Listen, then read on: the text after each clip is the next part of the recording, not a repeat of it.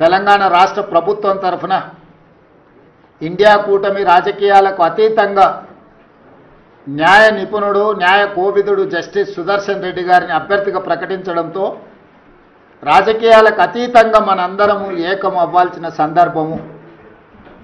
అందుకే ఈరోజు Telugu Desam party, YSR party, BRS party, MIM party, అదేవిధంగా ఉభయ రాష్ట్రాలలో ఉన్న బీజేపీ రాజ్యసభ లోక్సభ మెంబర్స్కు కూడా విజ్ఞప్తి చేస్తున్నా, తెలుగువాడికి దక్కిన గౌరవం జస్టిస్ సుదర్శన్ రెడ్డి ఉపరాష్ట్రపతి అభ్యర్థిగా ప్రకటించడం.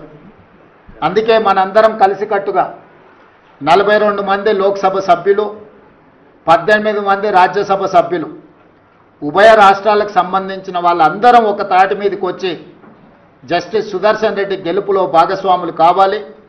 జస్టిస్ సుదర్శన్ రెడ్డిని గెలిపించవలసిన బాధ్యత మన అందరి మీద ఉన్నది. కాబట్టి చంద్రబాబు నాయుడు గారిని, చంద్రశేఖరరావు గారిని, వైఎస్ జగన్మోహన్ రెడ్డి గారిని, జనసేన అధ్యక్షుడు పవన్ కళ్యాణ్ గారిని, ఎంఐఎం పార్టీ అధ్యక్షుడు అసదుద్దీన్ ఓవైసీ గారిని, అదేవిధంగా ఉభయ కమ్యూనిస్టు పార్టీలు ఈ రాష్ట్రాల నుంచి ప్రాతినిధ్యం లేకపోయినా ఇతర రాష్ట్రాలలో కమ్యూనిస్టు ప్రాతినిధ్యం ఉన్నది కాబట్టి ఆయా పార్టీలను కూడా తెలుగు వాళ్ళుగా మన వాళ్ళు సంప్రదించి మద్దతు కూడగట్టి జస్టిస్ సుదర్శన్ రెడ్డి గారి గెలుపు కోసం పని చేయాలి.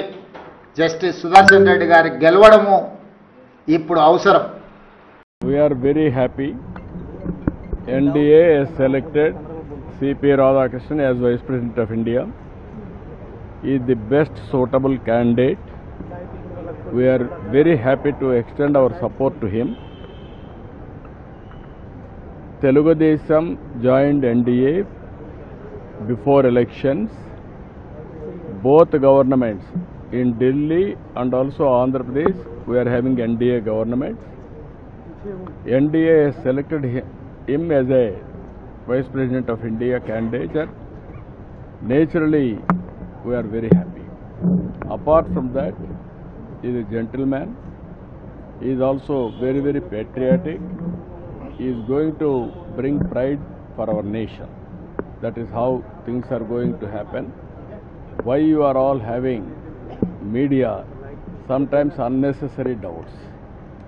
Every political party don't suspect. Even this alliance is before election. We are together.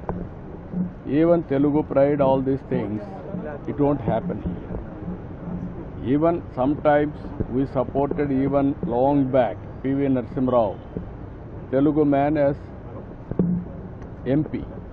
He became Prime Minister, we supported him as MP. That is a different issue. Here we are in alliance. How can you expect that we can support other candidates?